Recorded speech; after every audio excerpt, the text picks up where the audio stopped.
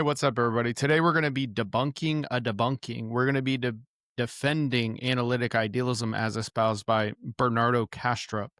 And full disclosure, I'm not a philosopher. I don't have a degree in this, but I don't think there was much philosophy actually done in this debunking. It's just a lot of question begging and things like that. So we'll go through it. What's up, Brian? How are you? Good, man. Good, man. How are you? Good, good. Yeah, I think that it's kind of bad form. I heard some people talking about this. It's a little bit bad form to like have a conversation with somebody and then after the fact go and like while they're not there. And I know Bernardo does a good job of this actually when he has people in his own group, not sort of continuing the argument after the conversation's over. So I don't really feel too bad about dragging this guy maybe a little bit because once you put yourself out there doing that sort of thing, you get what's coming, kind of. Yeah, I mean, our viewers will be able to see for themselves, but as we get into this, it really just seemed like it's in bad faith. But the viewers can be the judge for themselves. So this is a person on TikTok that goes by I'm sorry, YouTube, that goes by the name of TMM. I will make sure to tag his channel and this video and the original video that he's debunking down in the description. Here's a guy who thinks the universe is made of woo. That's really how it's. I haven't seen this, full disclosure. So if that's how it starts, it's not starting off on a good foot. Yeah, dude. This is why I want to do it. All right, let's go. Here's a guy who thinks the universe is made of woo. What do you think this microphone in front of me is made out of? I think it's made out of mental states, mind states. And the matter that we attribute to it is an extrinsic appearance and an image of mental states. First of all, there's no such thing as mental states because nothing mental is ever static. Everything mental is an activity. The mental consists of thinking, feeling, perceiving, etc. And since the nature of an activity is that something has to carry it out, the mental cannot be the foundation of reality. There are no mental entities. There are only mental processes. Okay, so there's a couple things going on here right off the bat. I think this is a pretty clear. First of all, I want to point out, I think it's important when we're doing an internal critique of someone else's view, not to bake in our assumptions from our own worldview in order to carry out that critique. So I think this is a classic case of begging the question. Also, the usage of the term states here is not to be confused with static. You can think of the analogy of a dancer in the dance. So the dancer is in the state of dancing. It's just a conceptual snapshot of a dynamic process. Yeah, I think Bernardo would almost agree with this in a way. There are only mental processes in the sense that it's he specifically doesn't say that these things are things, nouns. It's a verb. It's a doing. The microphone that he's referring to is the extrinsic appearance of a doing. Not a thing. So to say, well, there's no such thing as mental states, like it's just a semantic, I think, distinction here. And then he says there's only mental processes. I think Bernardo could go right along with that and be like, sure, it's the extrinsic appearance of a mental process.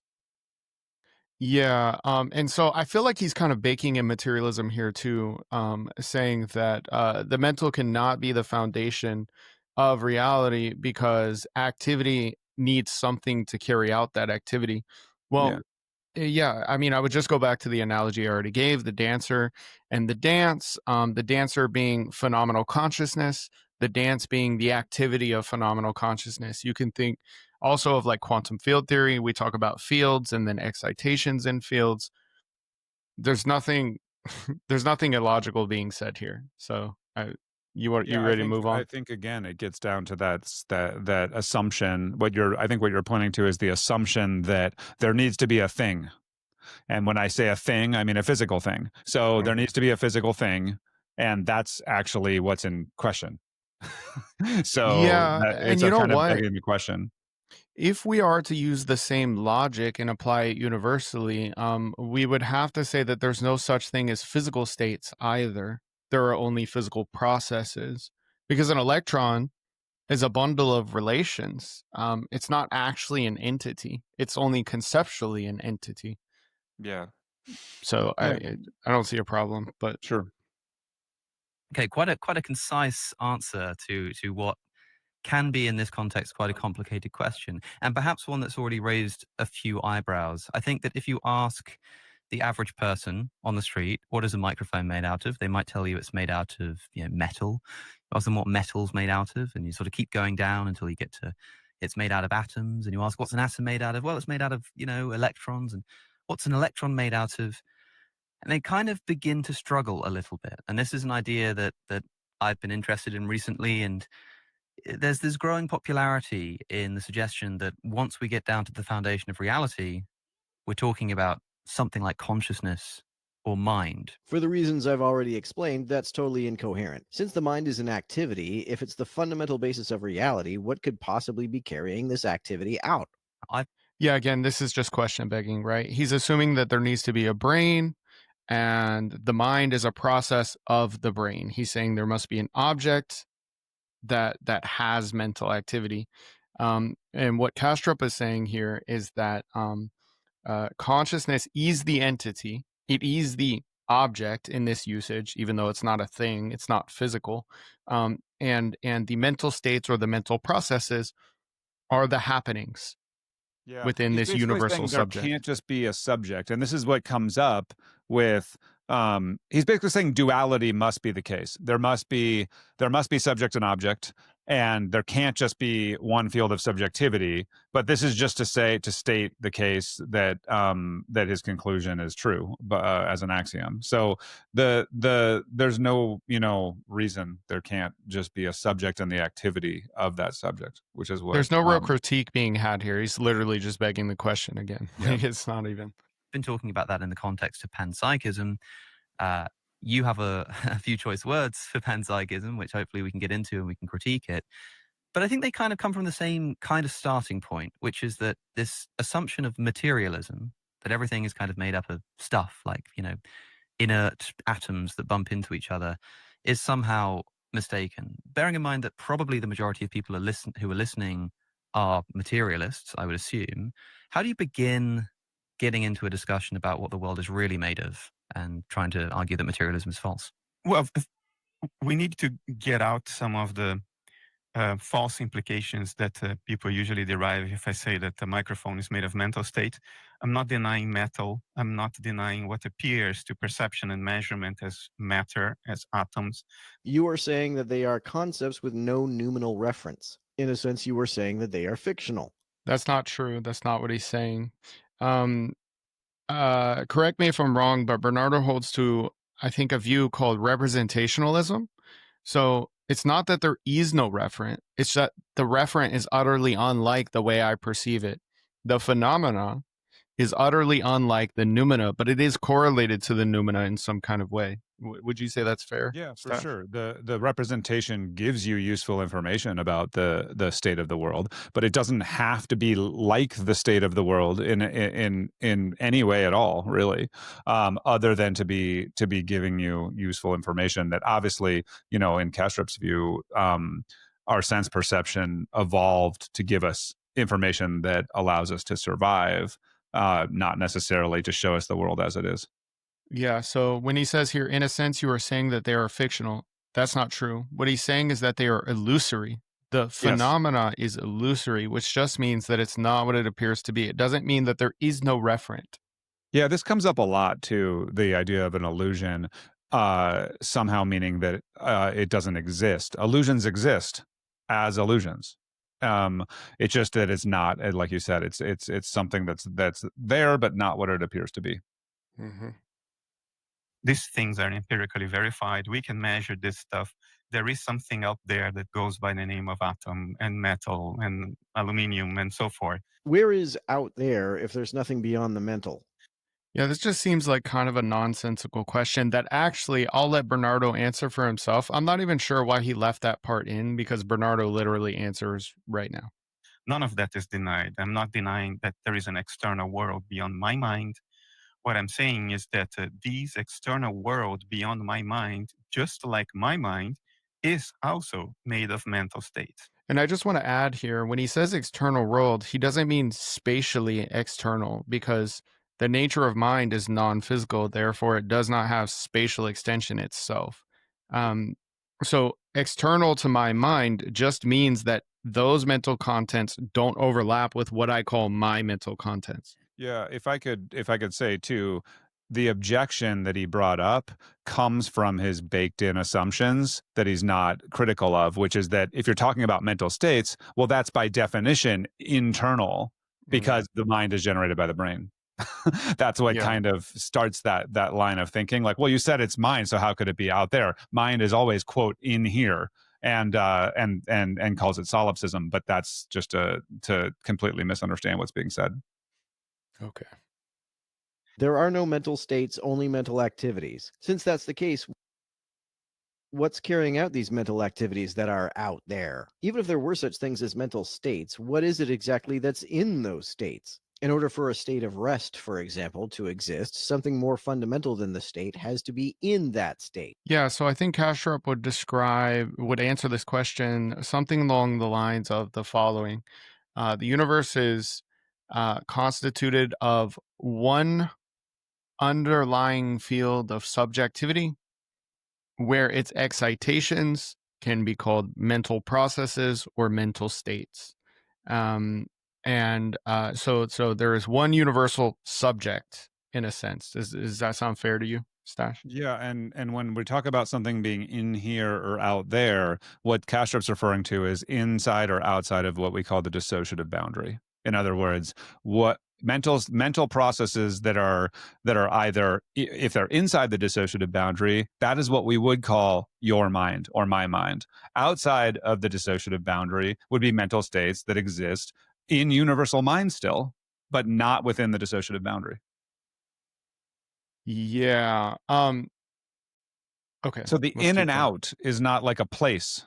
It's a matter of which side of the dissociative boundary does the mental state reside on. Is it inside the whirlpool or in another whirlpool or, outside the whirlpool? Yeah. Yeah. And just as my mental states appear to you as matter, my brain, the atoms of my body, the very measurable, very physical stuff, so the mental states that constitute the external world appear to me as matter, part of which is this microphone made of mental states in front of you. But what is it that's in those mental states? A state can't just exist on its own.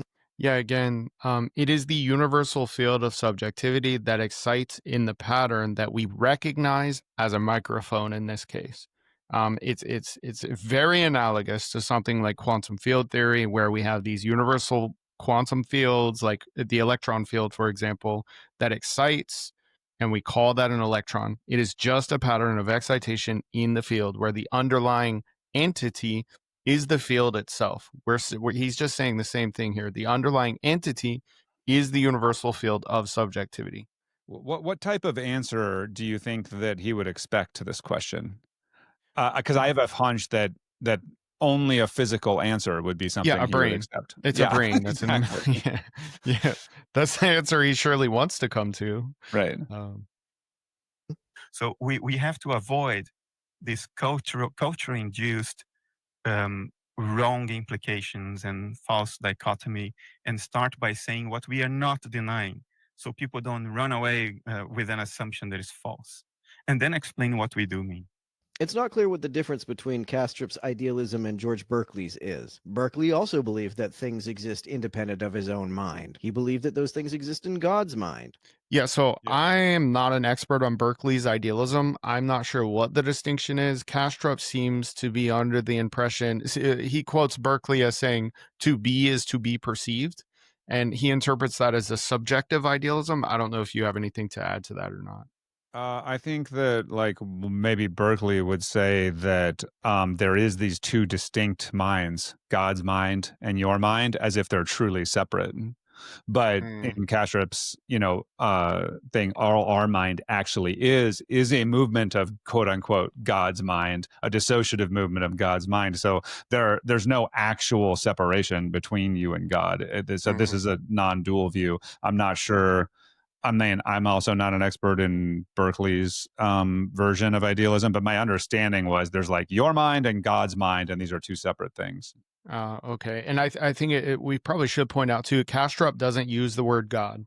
He calls it the mind at large, the It comes universal up in the field of Alex subjectivity. O'Connor. It comes up in the Alex O'Connor video where, like, I think Alex asks him, like, "What about this word God?" I mean, and he basically just says, like, if using this word, I bring in every idea that people have of that word, it's not helpful for my stance. So in a sense, you can say that, yeah, I would say like there's only God, but this could be so misunderstood that it's stupid for him to do that. I think it's something along those lines is said later Yeah, on. when he refers to the mind at large, he's not talking about something that some Abrahamic religion would describe. It's something that's impersonal, almost. I don't know. Would you call it I think we got to primitive? be careful. I think we got to be careful here. When Kastrup actually says mind at large, he means the inanimate universe. It's Mhm. universal consciousness that I think he would say is the equivalent here to be what's being referred to here as God. And I think the big distinction is the idea that that's something separate from yourself or not. Like again, so I think like when you call it God, it sounds like it's something that's not you and not like you're not a part of really. And I think that's one reason. And not only the reason. The other reason is because half the people that hear you say God will just think of like a man in the sky somewhere with a beard, Mhm. so it's not helpful for the conversation. Okay. Let's move on. So the real world, so to speak, is out there. Some people think that if you think that everything's made up of mind, that kind of the microphone is like just an idea in my head, or that I've somehow created it by my imagination, a bit like a dream that I'm having right now. But that's not what you're getting at, right? It's not what I'm saying. What you are describing is either solipsism or a version of subjective idealism, a la Berkeley, No, Berkeley also believed that things existed independent of his mind. who said, Yeah, again, I don't know if that's the case. It sounds like that might not be true, but I can't speak on that with any authority. You got Yeah, anything? I think that there's a little bit of like it's definitely solipsism. Like the first thing he said when he's saying if the microphone only exists as a mental state in your mind, that's solipsism for sure. Mhm. Or you would say actually everything that you perceive is only existing in your mind. Yeah, we're But gonna get like into I think that solipsism that in a minute. that to say that then this might be subjective idealism or Berkeley a la Berkeley, like you said, I think it's like two different. He's responding to two different views there, like one being solipsism and one being something more like this: God holds the world in their mind when you're not looking, or something like that. I don't know. Okay. to be is to be perceived. So things exist only insofar as they are perceived. I'm not saying that. Berkeley believed that things which exist outside of his own mind are perceived by God. If that's not what you're saying, how exactly do mental states exist without anybody to have those mental states? Yeah. So again, the having of the mental states we would ascribe to this universal field of subjectivity, right? Yeah, the all of the mental states, including you, the that is quote, there's this inside and outside, are just mental states within universal consciousness, of universal consciousness. So again, Berkeley maybe does have this problem of saying there's like God's mind and your mind, and they're really separate, but that's not what's being said, I don't think here. Yeah, Kastrup introduced this idea of dissociation, which dissolves the fundamental separate. There is no separation between this universal field of subjectivity and me. I'm just a particular type of process that's occurring within that field. I'm a dissociative mental process, right? Yeah, and so he says, how exactly do mental states exist without anybody to have those mental states? All mental states are the mental states of the single mind that reality is. And so there is somebody to have those mental states. Yeah, I concur. What I'm saying is that, yes, there is a world out there independent of my mind, a world that does what it does and would still do it even if I were not here And Berkeley believed that too. to perceive it, even if there were nobody here to perceive it. How do mental activities occur if nobody's brain is carrying them out? Oh my God. Are we doing an internal critique here? Like, what are we doing? I think that one's fairly look. This is literally begging the question. It's like Yeah. I don't whatever. What does it mean for a mental state to exist in the absence of any mind to be in that state? What is a mental state if it's not a state of a mind? Yeah. Have it there right now. So notice the conflation of brain and mind in this same graphic here. He says, how can it occur if nobody's brain is carrying them out? And then immediately switches to mind instead in the next two sentences. Yeah. And this is conflating mind and equals brain. That's basically what's happening here. Yeah, he's baking in his own assumptions. Yeah. Yeah, I really do feel like this is in bad faith, but you know, it's I don't think it's in bad faith. I think that the assumption that brain literally just is mind is brain, is so baked in to that it's seen as self-evident. And so therefore the thinking of the person writing this little slide here is not capable of seeing its error, because it's just built. It's like, not, that assumption is not questioned. That's what's happening. Sure. Yeah, sure. So to clarify, there's one universal mind. The mental states, like the microphone that Kastrup refers to, is an excitation of that one universal mind. So what does it mean for a mental state to exist in the absence of any mind to be in that state? It's just a bad question. What is a mental state if it's not the state of a mind? Another bad question. I'm not even sure if this guy's read Kastrup's work. And a brain is just the appearance of one of those mental states in universal mind.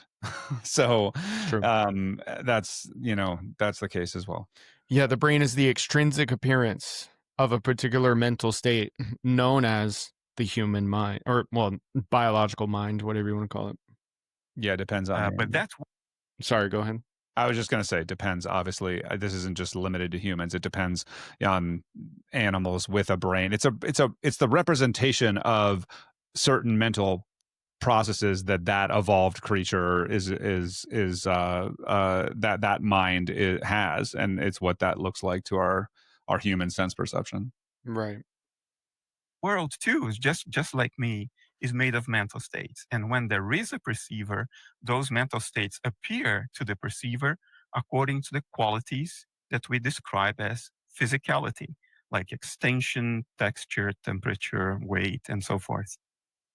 So what's wrong with saying that, okay, I agree that there's a world outside of my own mental perceptions, but that world is just a physical world, and all there is physicality, things like mass, charge, extension, texture, those kinds of things. If you just add those up together, you get a complete description of everything in the world, with the exception maybe of conscious states like in human beings. But this microphone is just made out of physical material. What's wrong with that? Well, it leads to all kinds of insoluble problems and significant implications that we don't need to deal with if this story is not true. Let me give you an example. If you say that, yes, all this physical stuff that we measure is the fundamental layer of reality, and there is nothing else that it is beyond how it appears to me. I'm actually saying the opposite. I'm saying that there is something that exists independent of my mind and all that is mental, and that mental experiences of it don't necessarily completely encompass its ontology. Yeah, I want to speak on this. I know what he's about to say next because I've seen this video already. But what Kastrup is saying here is that you cannot differentiate the noumena from the phenomena because you rely on the phenomena to define the noumena. So the measurements that you take are of the world as it appears on your screen of perception. That is the phenomena. Even if you conceptually abstract your mind out of the picture, that's just like something you're doing. It doesn't mean that you've actually accessed the noumena, right? Yeah, I don't know. I mean, I think that when he says I'm actually saying the opposite, and then says that there's something that exists independent of my mind and all that is mental. What did Bernardo say that was, what he's saying is the opposite of that? I mean, because that is physicalism, right? We don't have to go back if you don't want, but like, okay. It's okay. Well, here, like, I mean, I think that as long as he's saying there is something that exists. Okay, here, I got you. If you say that, yes, all this physical stuff that we measure is the fundamental layer of reality, and there is nothing else that it is beyond how it appears to me. I'm actually saying the opposite. I'm saying that there is some. You get where it's coming from now? Yeah. So Kastrup is saying that the materialist is saying that there's nothing else except the world as it appears to me. And the debunker here is saying, no, no, no, I'm saying the opposite. There is something beyond my perception of the world, and that thing is non-mental. But what he's missing the point of what Kastrup is saying. What Kastrup is saying is you're measuring the phenomena and calling it the noumena. Yeah. You're measuring the world as it presents to your senses, and then you're calling it non-mental. Yeah, Kastrup is baking in the understanding that what you perceive is a function of your perception. And that is what we mean by physical. And so, but this guy's trying to say, no, no, no, I'm meaning this objective stuff that's outside of perception. That's and right. No, Kastrup understands that you mean that, right? Like, but the key point is, he says, I'm saying, or I believe that this is the better way he should have said this. I believe that there is this thing that exists independent of mind. Well, that's a cool faith, bro. That's a cool belief, but there's no reason at all to believe such a thing exists. And that's just like your opinion, man. Like, okay, you know? Yeah. Something that exists independent of my mind and all that is mental, and that mental Then that the noumena are the phenomena. The thing in itself is its appearance to observation. No, again, I'm saying the opposite. That's idealist solipsism. Yo, first of all, idealism and solipsism have two different definitions. I don't even want to address this. I mean, look, solipsism is the idea that only my mental states exist. The world is in my mind and my mind only, and you're all like figments of my imagination. Idealism is the idea that mental states are universal. They're just defined two different ways. What Alex is idealist solipsism? Is that a new position that we haven't heard of? No, Yeah. what he's basically saying is there is, I think idealism is solipsism. So I'm going to say that out loud. That's what's happening there. I don't understand what idealism is. I think it's solipsism. So I'm going to call it that as a pejorative. That's what's going on there. Yeah, sure.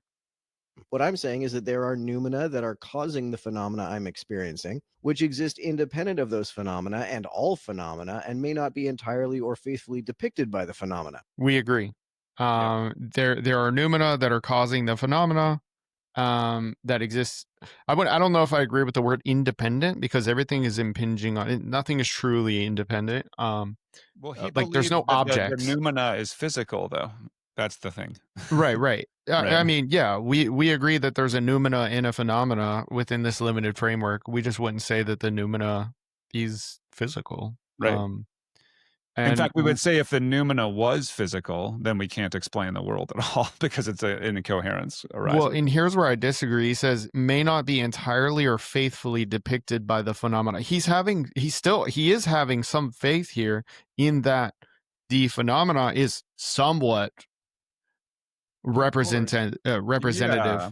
I mean, I don't know if you pointed out that a physicalist thinks that whatever the physical is, it's nothing like what we see, touch, taste, hear, and smell. It's something else entirely that you can't even visualize in any way, because to do so would be to give it a experiential quality, which it's not supposed to have. So yeah, I don't know if he understands that or not. You know, there's also an interesting conversation to be had here about like evolution by natural selection and fitness functions and the work that Donald Hoffman has done, because I think traditionally, I think it's starting to change now in cognitive science, but traditionally we would have thought that truth is fitness.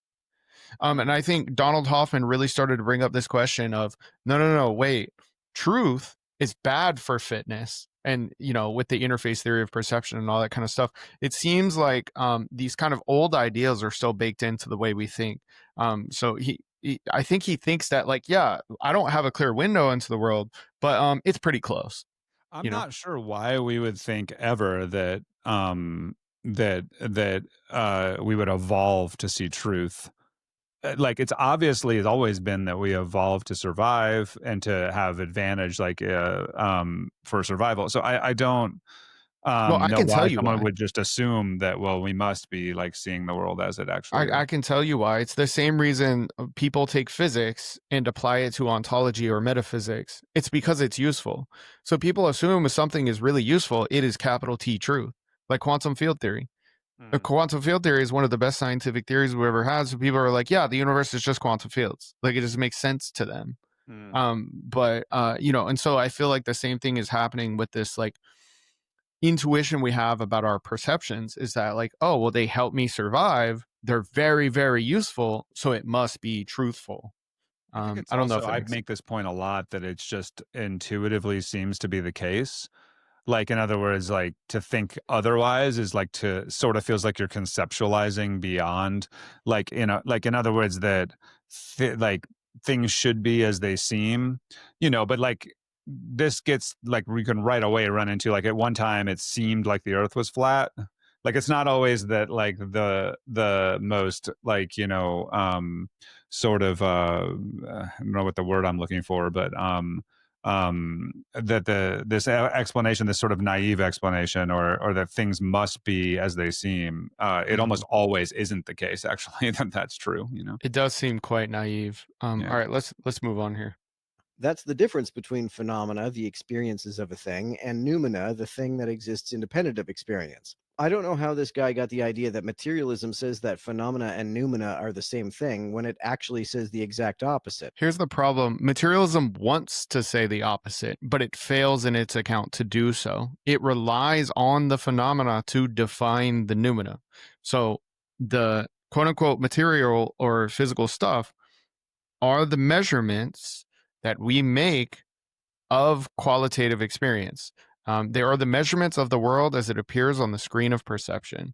We then conceptually remove mind from those measurements and say that they are non-mental. There's your physical stuff. But by the way, this guy, Bernardo, like as he says, this guy here says all the time that what the physicalist actually says is that the noumena is completely unlike the phenomena. Like it's so unlike it that you can't even imagine what it actually is. So I don't know, like Bernardo doesn't have the idea that the phenomena and the noumena are the same thing. yeah, he's explaining how materialism actually fails to make that differentiation. Yeah. Because consciousness is precisely the idea that there is something it is like to be the world beyond my own perception of it. There is something it's like to be the world beyond my perception of it, meaning the world as it presents to me, the phenomena, there besides that, there is an intrinsic phenomenal nature to the world. So that's what he means, something it's like to be beyond my perception of it. He's saying I see a rock, but more fundamental than the appearance of the rock is the intrinsic phenomenal nature. That's what he means, right?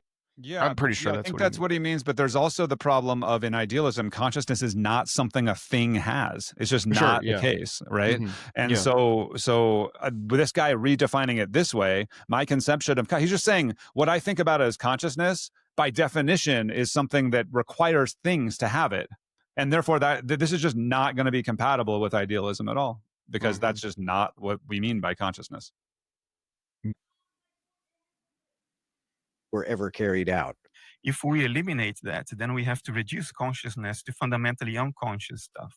And to say that this is a problem is a compositional fallacy. There's no problem at all with consciousness being comprised of non-conscious elements. Material objects like brains can be conscious even if they're made out of atoms that are not conscious, just as water can be liquid without each individual water molecule being liquid. Okay. One of my favorite conversations. Let's talk about weak emergence. The example he gives here, water can be liquid without each individual water molecule being a word is liquid. Okay. So let's just call it wetness of water, right? Let's talk about the wetness of water. So it definitely is true that one water molecule is not wet, but many are. This is what we call weak emergence. The key features features of weak emergence are it's reducible from the top down. You can reduce the wetness back to the water molecules, and it's deducible, logically deducible from the bottom up. So you can take your water molecules, plug some algorithms into a simulation, and predict that wetness will emerge. These are two key characteristics of anything that is weakly emergent. Now, in the case of consciousness, right, we are talking about something that is categorically incommensurable to the alleged substrate that it exists in or on or supervenes on. Because consciousness is a first person phenomenon. So, what would be happening here is that third person objective descriptions would be spitting out first person facts, right? This is illogical. It's not a compositional fallacy. It's just a misunderstanding of the hard problem and emergent properties, right? Um, in the case of consciousness, it's not going to be logically deducible because you cannot logically have a first person entailment from premises that contain only third person facts. This kind of categorical shift is not possible. And this is just the rules of logic. Like saying, how do you reduce the number 5 to a marital status? Something illogical like this. That would be as absurd as saying that an activity can occur without anything carrying it out, which is your position. It leads to also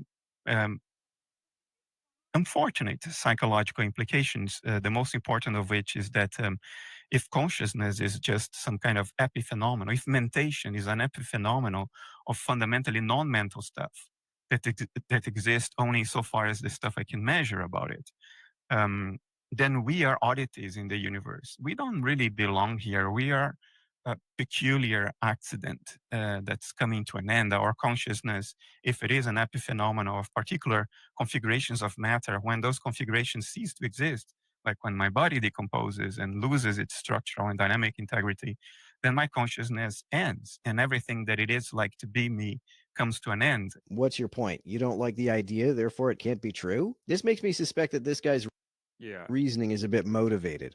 So we talked Yeah. before. We talked about this before, right? Alex? Mhm. Yeah. I would just say that, all of this that Kastrup is saying right now at this point in the video is said after a very long interview discussing the exact logical issues of something like physicalism or materialism, and giving plenty of reason to reject that view. I think it's perfectly reasonable to talk about the pragmatic application or lack thereof, or psychological application or lack thereof of a worldview. I don't see a problem. It doesn't mean that he's motivated by that. He's given plenty of reason, logical reason, analytical reason to reject the view before this. As you know, I disagree a little with you here. I think that this was a mistake to include that information in especially the way that conversation was going about reasons why physicalism isn't true, precisely because it will draw this criticism. And so I agree with you that talking about the implications of the terrible faith-based worldview we call physicalism is completely valid. I think that you got to be real careful not to mix that with why physicalism isn't true. It very well may be that the world as it is has unfortunate fruits or implications, and he's right here to say that this, I mean, I think, I don't know if he's right here to say that this makes me suspect the guy's reasoning. That's just like bad faith. But I think that that it's right that it's irrelevant to to the subject at hand, which is like a critique of physicalism. If physicalism were true, it would be terribly awful and horrible, and it's really good that it's not true. But if it was true, it would. But that doesn't mean anything to it's either truth or not truth. But you know what? There's another point that can be made here, which is that if it's not true and it's shown to be illogical and it has negative psychological or worldly implications, then I think this conversation should be had. Oh, there's no reason. There's definitely no doubt the conversation. In fact, you could do a whole video just about the terrible scourge that physicalism is on the world. No problem. But I think that in this context, it almost looked like it was being provided as a reason to discard physicalism just because of the implications. But as someone who talks about this problem all the time, it's totally understandable too why it would be brought up here. Yeah, okay. All right, let's move on. And therefore, I'm already dead. I just don't know it yet. How does that follow? Everything is ultimately for nothing. Well, let's say that mental states can exist independent of brains, so when your brain dies, there's an afterlife. If it is the case that your mind can exist independent of your brain, then why is it so tied to your brain right now? Why do we even have brains if they aren't responsible for consciousness? Yeah, so he's not saying that his mind, that Bernardo Kastrup's mind, can exist independent of Bernardo Kastrup's brain. The brain is the extrinsic appearance of Bernardo's mental state. His entire biology is the extrinsic appearance of his mental states.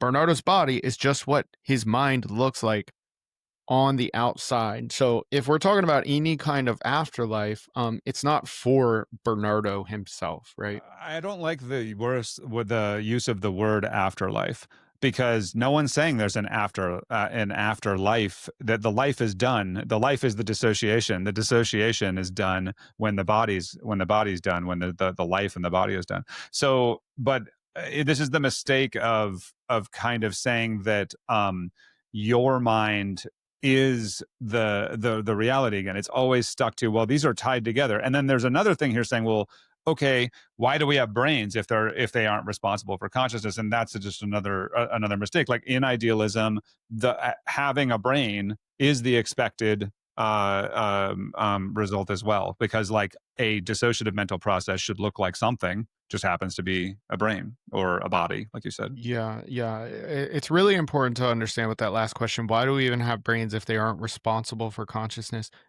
Analytic idealism is saying that there are only mental states.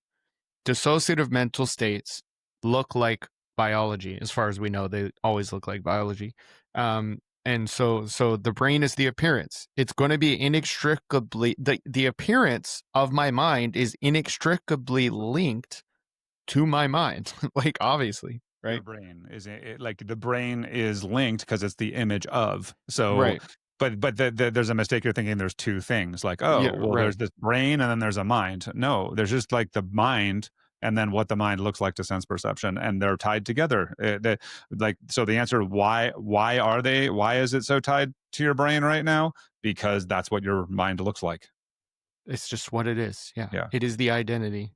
You're seeing like a zip file of my mind. You can't perceive my mind directly. You can only see a representation of it, and that representation is the brain. Okay, let's move on.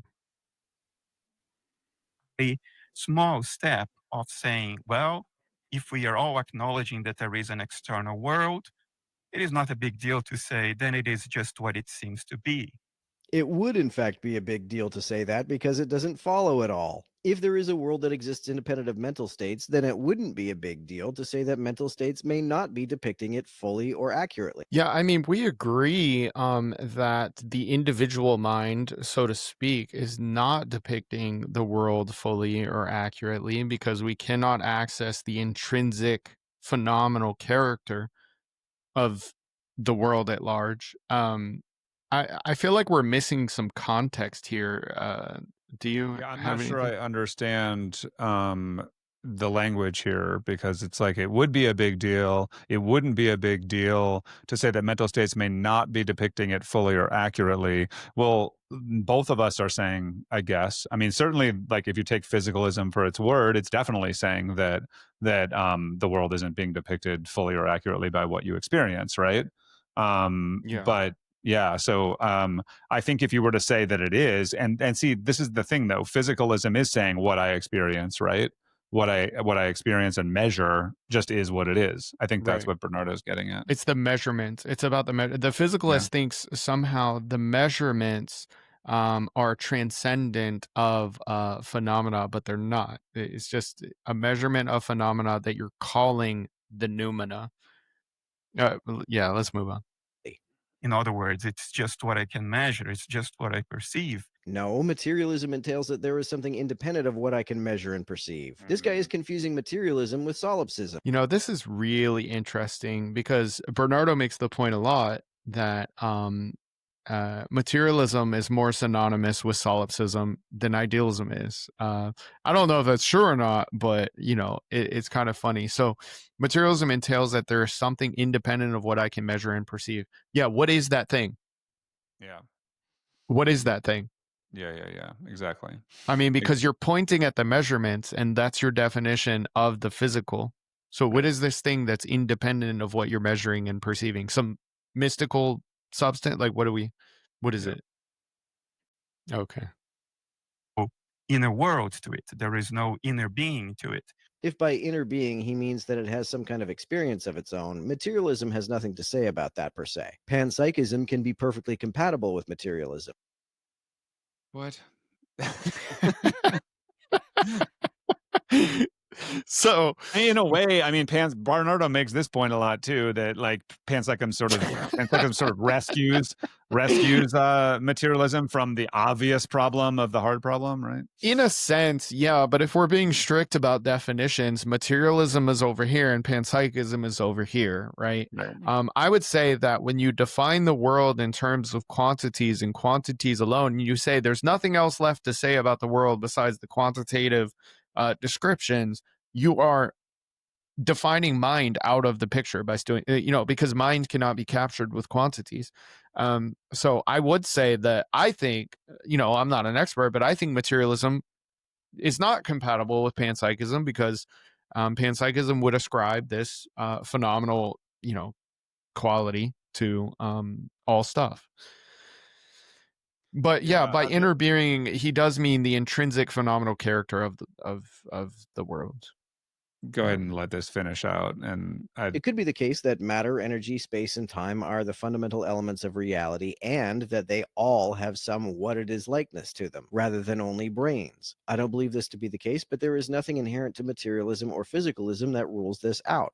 Yeah, what do you think? Hold on. There is something inherent to materialism or physicalism that rules that out. So that's it. Otherwise, it would be called panpsychism. So That's right. Let's just make that clear. That's what I was trying to say. Yeah, because physicalism or materialism, when you dig for the definition of physical or material, it is that which can be wholly described with quantities alone. Bernardo says this all the time. When you say that, you are removing the what its likeness. Yeah, exactly. When you say there's nothing you can't say about matter that you can't say with numbers, you are removing the what its likeness. Yeah, so that's what physicalism is, and panpsychism is not doing that. But it's saying that all the little bits of things that exist that are physical themselves have some what is likeness about them, and that's panpsychism. So I don't know what the move is here to really conflate the two of these, but they're different ontologies. The move is to save materialism by any means necessary. Okay, yeah, maybe it's just to save the hard problem. I don't know, but like that is what kind of the point of panpsychism. It's an admission that you can't solve the hard problem, but we'll get around it by just inventing the combination problem. Yeah. It seems like a small step, but it is a gigantic, not only logically and empirically unjustified, but a gigantic step as far as human psychology and culture are concerned, and it's unfortunate. My suspicion is growing that this guy's primary concern is the cultural effects of the idea of physicalism rather than its soundness. Yeah, this is why I was saying this is a bad faith video. Because I mean, look, Bernardo for the reasons we discussed earlier, Bernardo has already given plenty of logical reason in this, in every other interview he's ever done. He's got a 7-video course on analytic idealism on his channel, or on Essentia Foundation. He's got 10 different books talking about all the logical flaws.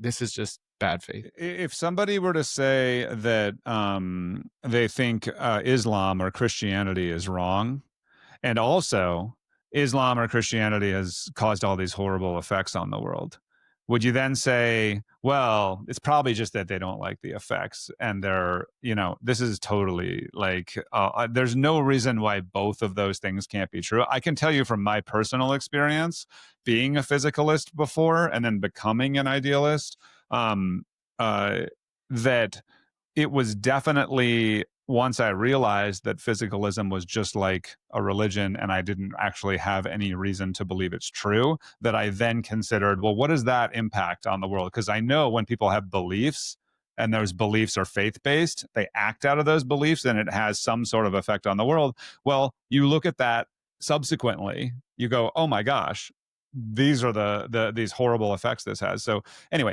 there's no reason why both of those things can't be true. It's perfectly valid to think something is untrue and that it's awful for the world. Yeah, I agree with you there. Qualities are the stuff that appears on the screen of perception, the stuff we are acquainted with before we take a tape measure to it. You make it sound like descriptions can't be made without a measuring device. I know that there are qualities associated with this water bottle. I feel its weight. I feel its texture. I see the don't do that again, Bernardo. Yeah. quality of Pause. its color, the silver. Perception. This is begging the question here again. I mean, I don't even know why he's going down this road. I don't know what his deal is. You're describing them without numbers or measuring devices. Okay. Well, you ask, what is the matter? Okay, the things in themselves are the matter. What's that?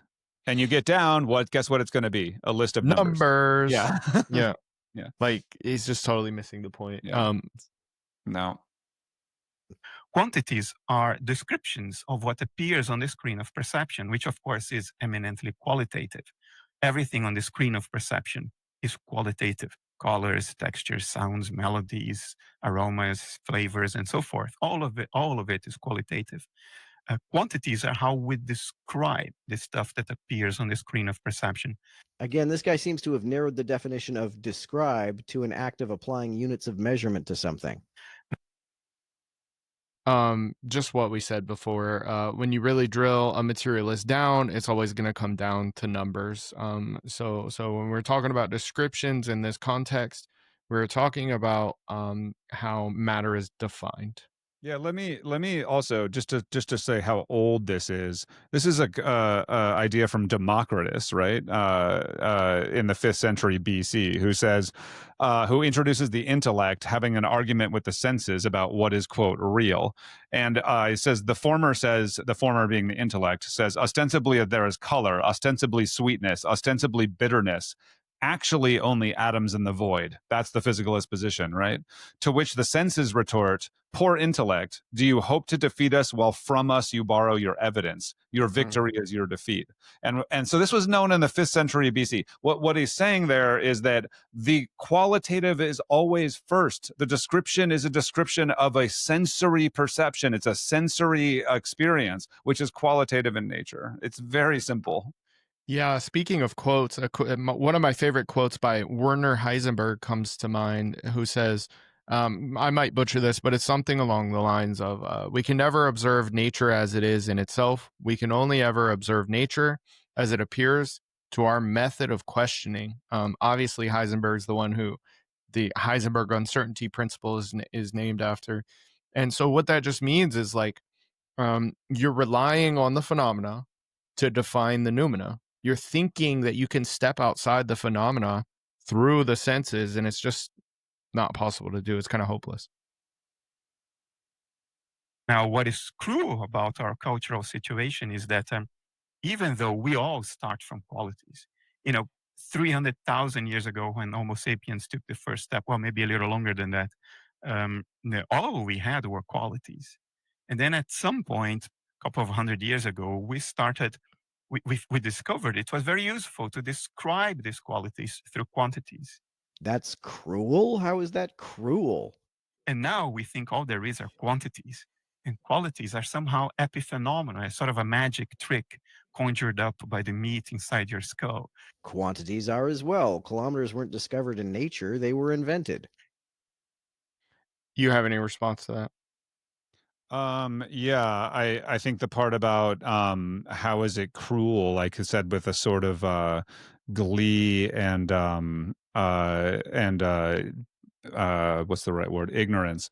He didn't mean that the move itself to go to science to start to describe things is cruel. The cruel part was thinking that what we were doing was defining what the world actually is, and we were taking away ourselves from the picture of reality and cutting ourselves out. That's the cruelty that leads to all kinds of nastiness. And this is like a quote from Bernardo actually on this topic of talking about the issue here. He says, in today's culture, we take the package for the content. the vehicle for the precious cargo. We attribute reality to physical phenomena while taking their meanings to be inconsequential fantasies. By extricating reality from mind, materialism has sent the significance of nature into exile. With a pathetic grin of hubris stamped on our foolish faces, we carefully unwrap the package and then proceed to throw away its contents while proudly storing the empty box on the altar of our ontology. And what this guy just did with that sort of sanctimonious cruel, is doing exactly what he's describing there. Yeah, the cruelty is defining reality in a way such that you don't exist. Yeah. You cannot recover your own existence from that picture. Right. That quote you just read was like fire. Yeah, one of my favorite Bernardo quotes. And like it's really getting at that pathetic grin of hubris, this unbelievable hubris we have, that we as apes on a rock are in this position to decode with our sense perception the fundamental nature of reality, is an unbelievable hubris, you know? Yeah, the audacity. It's a peculiar cultural evolution, and if you really contemplate it along its historical axes, it is incredibly nonsensical. Future generations will have a good laugh at us, at our expense. Right, because nobody ever laughs at idealism. Bad faith. I have no doubt you expound upon this criticism in, I mean, two of your books, Why Materialism is Baloney and also Analytic Idealism in a Nutshell. Analytic Idealism is the name of your worldview. And you press this point, I think, quite powerfully, that once explained seems actually a little bit obvious. That, yeah, we sort of describe the world in terms of mathematical formulations. It's weight, its extension, its length, that kind of stuff. But the thing in itself has to precede the evaluation and description of and prediction about the behaviors of the thing. The thing itself has to exist in the first place.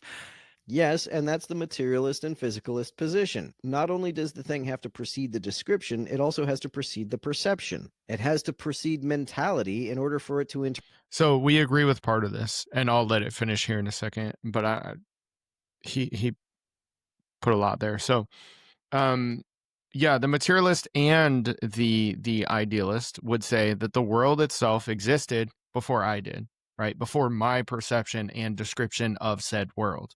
There is an external reality in the sense that it is outside of my dissociative boundary. So I'm not even sure what the problem, but that doesn't mean that it's physical, Yeah, that's the key. right?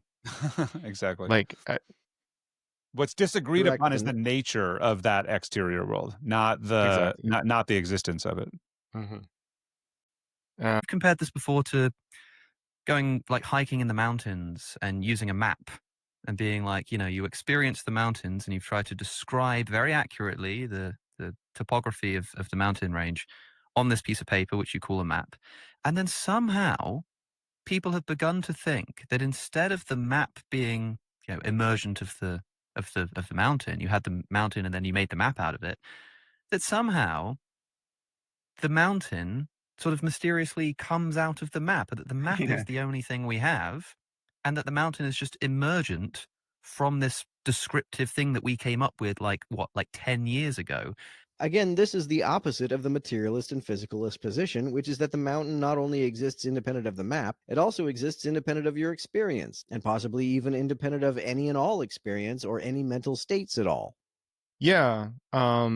So as we talked about earlier, that's what materialism wants to say. Bernardo is pointing out how they fail to do that. The materialist wants to say that the measurements that I make within sense perception are the reality, and then conceptually remove mind from that picture. What the critiquer here, what TMM is failing to realize, is that those are measurements made of the phenomena, not the noumena itself. So when Bernardo says that you're taking the map and saying it's the territory, he's saying that you are taking the phenomena and saying it's the noumena. Yeah, the physicalist is saying that the mountain is the map. Straight away. That Yeah. there is nothing but the map. The map is the quantitative description, and that's what the mountain is. And This is not true, that the physicalist position is saying that the mountain not only exists independent of the map, it also is independent of all men. It's definitely true that they're saying that it exists independent of mental states. That's for sure. And that's actually what creates the problem of the heart problem. It is what creates the problem, because they're using mental states to Right. define this thing that is supposedly lacking mental states. Right.